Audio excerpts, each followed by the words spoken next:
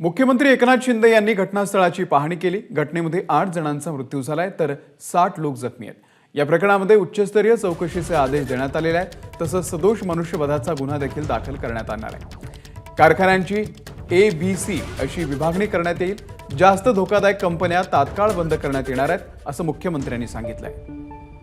ABC अशा categories करायला मी संबंधित विभागाला सांगितलेला आहे। एक असा निर्णय आपण आता घेतोय की हायली हजार्डस जे आहेत, जे रेड कॅटेगरी मधले युनिट आहेत, त्यांनी ते तात्काळ या ठिकाणी बंद केले जातील।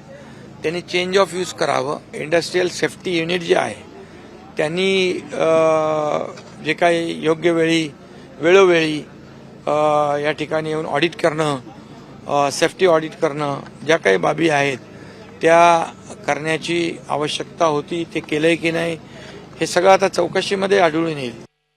बॉयलरला परवाना होता नव्हता तो आता चौकशीमध्ये कळेल। चौकशीमध्ये जे दोषी आढळतील त्यांच्यावर कठोर कारवाई केली जाईल आणि या दुर्घटनेवर देखील सदोष मनुष्यवधाचा गुन्हा दाखल करण्याच्या सूचना दिलेल्या आहेत। सदोष मनुष्यवधाचा गुन्हा दाखल होईल आणि कुणालाही यामध्ये पाठीशी घालण्याचा काही विषय कोणी करता कामा नये, कोणी करणार नाही। आणि जे कोणी दोषी असतील, सेफ्टी ऑडिटचे लोक आहेत, इंडस्ट्री सेफ्टीचे आहेत, लेबरचे आहेत, जे चौकशीमध्ये समोर येईल। या चौकशीच्या माध्यमातून दोषी असतील त्यांच्यावर कारवाई केली जाईल। एबीपी माझा, उघडा डोळे बघा नीट।